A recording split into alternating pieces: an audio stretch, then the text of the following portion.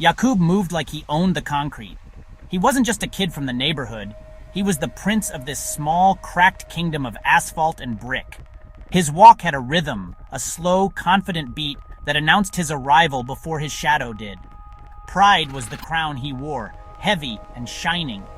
He thought it made him look strong, a king among boys who were just trying to survive the day. But his mother, Amina, saw it for what it was, a dangerous weight. Nevertheless, she made sure his father blessed him since he was second born. She didn't understand the sacrifice she was making. Yaqub, she would say, her voice a soft prayer in the loud city. Pride is a blindfold. It makes a man walk into walls he built himself. He never listened. He was too busy looking at his own reflection in the shop window, seeing a legend in the making. His younger brother Yusuf was different. Yusuf was quiet sunshine, a gentle soul who saw good in everyone. He looked up to Yaqub, but he didn't understand the darkness that clung to his older brother like a second skin. Yaqub loved Yusuf, but a strange jealousy coiled in his heart. It was a bitter thing. Why did their father Ibrahim look at Yusuf with such open admiration? Why did the old men at the mosque smile so warmly at the younger son? Yaqub mistook this jealousy for ambition. He decided he needed more than respect. He needed fear. A sacrifice had Tob made. He started making choices, small at first, like cutting class, then bigger ones, like ignoring the call to prayer for a street corner hustle. The neighborhood watched him change. The whispers started, quiet at first, then louder. They called him the heel grabber because he was born second to Esau. Yaqub wanted his brother's birthright, leaving trouble in his wake. He fell in with a crew led by a man named Firaun, a snake with a silver tongue and cold eyes. Firaun saw the fire in Yaqub, the raw, untamed pride, and he knew how to use it. He fed Yaqub's ego with promises of power, of money, of a legacy written in fear, not faith. Yaqub started to believe him. He started to forget the lessons his father taught him, the stories of the prophets, the simple peace of a family dinner. He started carrying weight, and not just the emotional kind. First, it was small packages of white powder that felt like dust and sin in his palm.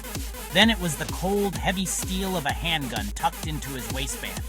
Each step down this path felt like a step up in the world he now chose to inhabit. He saw the fear in people's eyes when he walked by, and he mistook it for respect. He saw the quick money, the flashy clothes, the temporary power, and he mistook it for success. He was building his kingdom, just as Pharaoh promised, but it was a kingdom built on sand, ready to be washed away by the first storm, and the sky was already growing dark. The money came fast. It was paper, but it felt like bricks, weighing down his pockets and his soul. Yaqub bought things he never thought he'd own. Expensive sneakers, a gold chain that hung heavy on his chest, a car with speakers that shook the very ground. He thought this was freedom. He thought this was winning. But at home, the silence was deafening. His mother's eyes, once full of warmth, were now filled with a constant, aching worry. Did she create a monster? She would cook his favorite meals, but the food would grow cold on the table as he chose the streets over her love. The aroma of her cooking used to fill the house with joy. Now it just smelled like sorrow. His father, Ibrahim, a man of quiet strength and unshakable faith, tried to reach him. He didn't yell. He didn't threaten. He spoke to Yaqub with the calm despair of a man watching his son drown in slow motion. "This life you chase, my son," Ibrahim said one evening, his voice barely a whisper. "It has no light. It is a dark room with no doors. You will get lost in it." Yaqub just sneered, the pride and the poison from the streets making him cruel. "Oh, my son, Allah has chosen you to this religion so you do not perish except in a state of submission to him." "You don't understand, old man," he'd spit back. "This is how you survive now. Your prayers don't pay the bills." The words hurt his father more than any physical blow could have. The violence followed the money, as it always does. It started with fists, then bats, then the cold, final sound of a gunshot echoing in a back alley. Yaqub learned to live with the constant hum of danger. He learned to sleep with one eye open, to see every shadow as a potential threat. He was no longer the prince of the block. He was a soldier in a meaningless war over blocks. His crew, his so-called brothers, were just as lost as he was. They laughed too loud, their eyes were too wide, and their loyalty was as deep as a tattoo or a social media meme. He was surrounded by people, yet he had never felt more alone in his entire life. One night, a deal went wrong. The air turned thick with betrayal and panic. Shots were fired. In the chaos, Yaqub saw his younger brother Yusuf, who had followed him, trying to call him home. Yusuf wasn't part of this life. He was just a good kid worried about his brother. A stray bullet, meant for someone else, found him.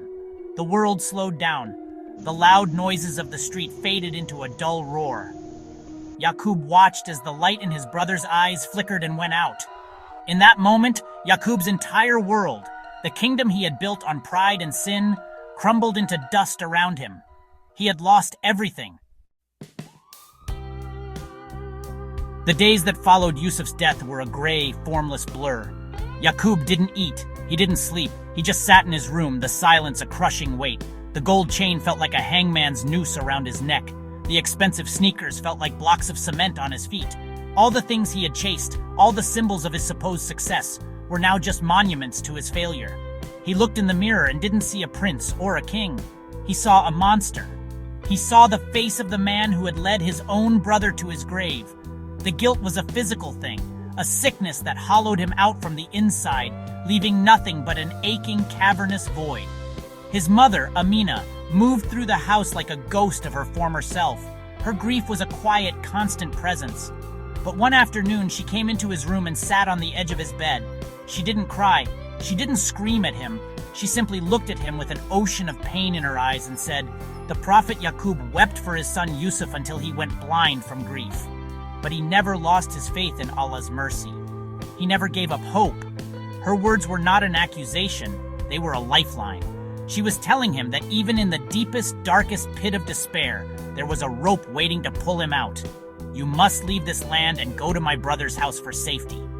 That night, for the first time in years, Yaqub felt a pull towards the old prayer rug tucked away in his closet. His hands trembled as he unrolled it. The fabric was soft, worn from his father's devotion. He didn't know the words anymore. His memory was clouded with street slang and empty threats, but he knelt anyway. He pressed his forehead to the ground, the same ground he once thought he owned, and he broke. The tears came, hot and bitter. They were tears of regret, of sorrow, of a pain so profound it felt like it was tearing him apart. He wasn't praying with words, he was praying with his broken heart. This was his turning point. This was the bottom. Lying there on the floor, stripped of his pride, his money, and his brother, he was finally empty enough to be filled. He understood what his father meant about the dark room. He had been lost in it for so long, stumbling and breaking things, hurting everyone he loved. But his mother's words had shown him a crack of light under the door. It wasn't about being a king or a soldier anymore. It was about finding the strength to stand up, to turn the handle, and to walk back toward the light, no matter how much it burned his eyes. The journey back was harder than the fall. It was a slow, painful climb, one step at a time. Yaqub started by getting rid of everything that tied him to his old life. He threw the gun in the river, watching it sink into the murky water. He gave the money away to families in the neighborhood who were struggling, a silent apology for the pain his actions had caused. He cut ties with Firaun and the crew, facing their threats and scorn with a quiet resolve he didn't know he possessed. They called him weak, a sellout, but for the first time, their words didn't matter. He wasn't living for their approval anymore. He was searching for something else, forgiveness. He began to pray. Awkwardly at first, stumbling over the Arabic words, his movements stiff. He went to the mosque, not as the prideful boy he once was, but as a humble man seeking solace. He sat in the back, listening to the Imam's words about repentance, mercy, and the boundless compassion of Allah. He read the Quran, and the stories of the prophets were no longer just old tales. He saw himself in their struggles, in their mistakes, and in their ultimate return to faith. The story of Prophet Yaqub, who endured immense loss but held on to his trust in God, became his guide. He was no longer just Yaqub the gangster. He was becoming Jacob, the one who strives. His father saw the change. One evening, as Yaqub returned from the evening prayer, Ibrahim was waiting for him. He simply placed a hand on his son's shoulder. There were no "I told you so's." There was only acceptance. "Welcome home, my son," he said. And in those 3 words, Yaqub felt a lifetime of forgiveness. He began to rebuild the trust he had shattered. He helped his mother in the house, listened to her stories, and slowly, he saw the light return to her eyes.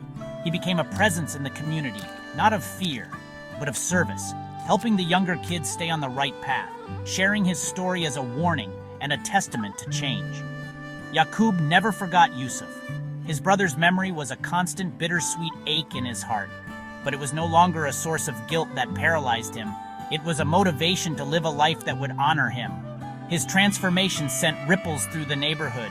The kids who once looked at him with a mixture of fear and admiration now saw something different. Hope. They saw that a man could fall into the deepest abyss and still find his way back. Yaqub, now truly Jacob, had learned the hardest lesson of all. True strength wasn't in a crown of pride or a fistful of cash. It was in humility, in faith, and in the quiet, unshakable power of redemption.